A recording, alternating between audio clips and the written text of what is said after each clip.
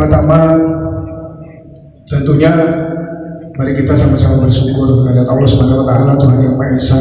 Kita diberikan begitu banyak nikmat apapun kondisinya. Dan yang paling utama adalah nikmat sehat dan kesempatan, sehingga kita bisa sama-sama bertemu pada hari ini, bersilaturahmi. Apapun itu, kalau tidak ada kejadian kita nggak pernah bisa bertemu seperti ini. Mungkin bapak-bapak semua kita di sini tidak bisa pernah berkumpul seperti ini. Dan saya kira berkumpul dengan kesempatan untuk kemudian menyampaikan semua yang ingin disampaikan dan kita bertemu dalam forum ini, satu hal yang perlu kita syukuri, dan saya yakin sekali ini akan membawa kebaikan untuk kita semua. Alhamdulillah. Kita ingat ada satu ayat Al-Quran yang mengatakan, ya ayuhan nas inna khalaqnakum min dzakarin wa unsa wa ja'alnakum syu'uban wa qabaila lita'aruf.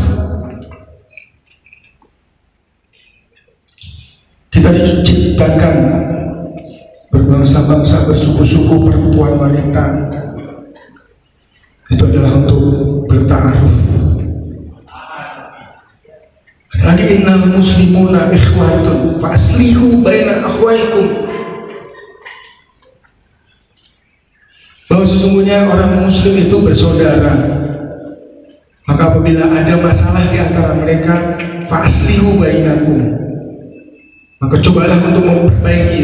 Wattaqullaha la'allakum turhamun, dan bertakwalah kepada Allah sehingga engkau menjadi orang-orang yang dirahmati.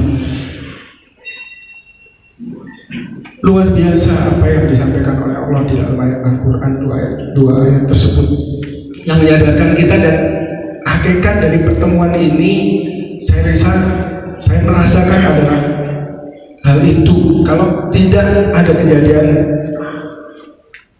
dengan berpulangnya beliau ini, kita bisa bertemu dan kita bisa bersilaturahmi, mungkin nggak akan pernah bisa kita bertemu.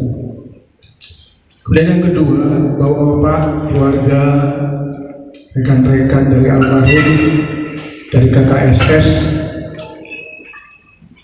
yang ingin saya sampaikan secara pribadi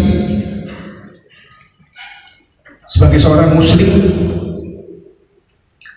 tentunya dengan kehilangan, dengan berpulangnya Bapak Haji Permata ini adalah rasa turut bela sungkawa. Saya juga punya orang tua, saya punya sahabat, saya punya anak-anak saya, anak-anak didik saya, yang kita semua jaga itu, dan kita tidak ingin terjadi apapun. Saya turut merasakan duka dan kehilangan beliau sebagai seorang sesepuh, sebagai seorang muslim. Kami diikat oleh persaudaraan sebagai seorang muslim, tidak ada yang memisahkan itu. Sekali lagi saya mewakili pribadi, pimpinan dan jajaran, secara tulus kami sampaikan rasa duka cita yang dalam, dan juga doa tulus agar beliau, bapak-bapak, itu juga pandangan saya. Yakin itu juga pandangan saya, karena saya juga punya keluarga, saya punya anggota saya. Ya, bagaimana kita mendidik mereka, bagaimana kita bersama mereka, dan ketika ada peristiwa pasti kita juga akan punya perasaan sama, dan kita pasti akan menuntut hal yang sama.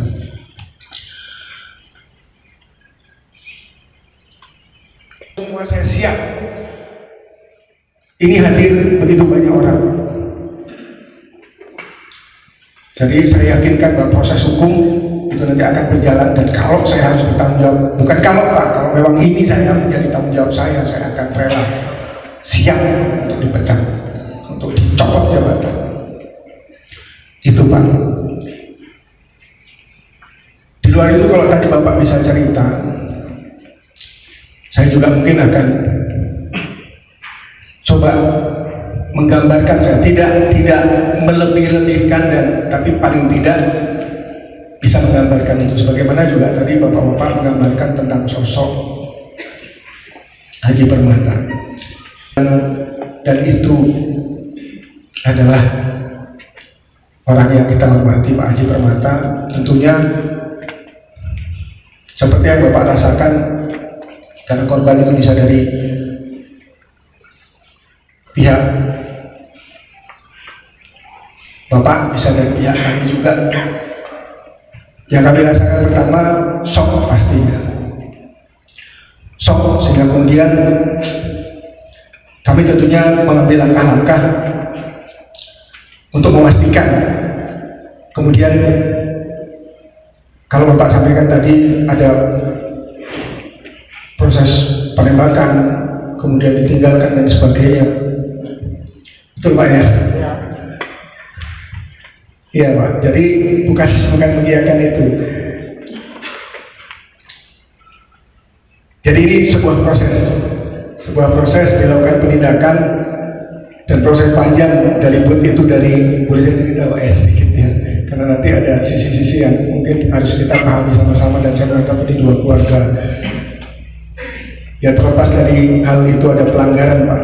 Jadi kemudian ada pengejaran dari satu speedboat kita ketika melewati Madang, tapi 4 speedboatnya bapak ada 4 dengan mesin masing-masing 6 dan 7. Nah, ketika kami kasih petunjuk bahwa kami petugas bea cukai dan sebagainya, itu ada prosedurnya untuk minta berhenti dan sebagainya, malah kemudian speedboat kami ini ditabrak yang speedboat dari kantor wilayah, sehingga kemudian ditinggalkan, dan kemudian speedboat kami kontak ke teman-teman di Tembilahan, dan teman-teman di Tembilahan kemudian menurunkan tim juga, dan pada saat yang bersamaan yang 4 ini bootnya masuk Pak, ya, masuk kemudian berusaha untuk ditegah dan sebagainya, dan tentunya ada mekanisme, ada prosedur yang kemudian kita jalani, dari mulai sirene, dari mulai peringatan, toa dan sebagainya, bahkan tembakan peringatan ke atas itu diatur secara SOP. Ketika kemudian kami sudah mendapatkan satu speedboat dikawal, nah ini kemudian ada upaya untuk kemudian perebutan dan sebagainya, dan pada satu titik, kalau ada kesempatan mungkin untuk memahami situasinya, kita sebetulnya bisa melihat videonya. Kemudian ada upaya untuk perebutan speedboat itu, dan ada upaya membahayakan keselamatan jiwa anggota kami. Dan pada saat itu kemudian anggota kami yang sempat terjatuh kemudian melakukan yang kita sama-sama lihat, tembakan terukur Pak, dan itu diarahkan ke kaki dalam kondisi seperti itu. Dan setelah peristiwa itu masih juga kemudian masih ada gesekan dan sebagainya, sampai akhirnya kemudian ada datang bantuan lagi 2 speedboat dari kami. Akhirnya kemudian kami bisa tegah 2 speedboat yang ada, sampai pada saat itu Pak, laporan yang disampaikan ke kami tidak tahu sama sekali kalau kemudian ada korban di situ. Tidak tahu, apalagi kemudian menyangka bahwa di dalam boot itu ada Bapak Haji Permata. Yang kami tahu adalah speedboat yang pertama ini dikandaskan, kemudian sebagiannya lompat ke air. Ya, ya. Boleh saya, karena ini sebetulnya bukan hal yang ingin kita bahas Pak. Nanti saya lupa, soalnya ya. Enggak. Oke. Baik. Ceritanya Bapak harus mantap aja pelakunya Pak. itu sudah penyelenggaraan. Oke. Lalu itu sudah penembakan apa? Oke. Baik. Saya ada satu lagi. Jarak penembakan Haji Permata dengan yang diberikan Permata pengalamannya berapa jarak? Saya tanya bisa kok. Berapa jarak? Astagfirullah.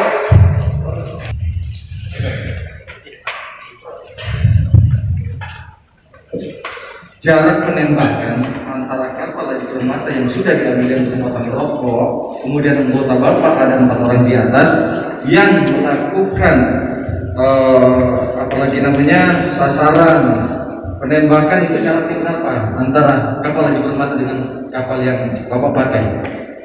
Jaraknya aja saya mau tanyakan, Pak. Oke, jaraknya itu Pak, itu memang berubah-ubah. Kondisi itu ketika menguasai kemudian balik dan seperti itu Pak. Pada saat penembakan Bapak, pada saat penembakan sih sekian detik, selesai. Berapa jaraknya? Itu aja saya. Baik, kalau untuk yang detail Pak, terus terang kami tidak sampai ke sana. Kami tidak sampai ke sana. Tapi Pak, yang ingin saya sampaikan sebenarnya tadi sederhana prosesnya, kami tidak ingin masuk ke dalam hal-hal yang inti karena penindakan ini dilakukan oleh 2 wilayah yang berbeda Pak. Baik, jadi pertanyaan lagi Pak, mohon dijawab. Yang melakukan penembakan oknum Bea Cukai Tanjung Kamil, Bea Cukai Balai Karimun atau Tembilan? Baik, jujur Pak, sampai sekarang kami tidak tahu bahwa dari senjata yang mana kemudian yang menang. Good, thank you. Ya. Jadi Pak, mana yang bagus, kita jangan berdebat khusus Iya. ya. Betul. Seolah-olah ini jadi tanya jawab. Ini bukan ajang tanya jawab, ajang menjawab apa permintaan dari ketua KKSS dan semua pengurus. Kita minta soal sikatnya aja, Pak. baik, terima kasih.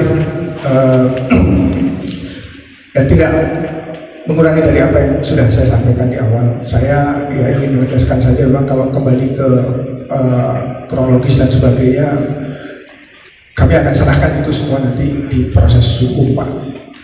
Kami dukung betul dan semua yang kami sudah siapkan.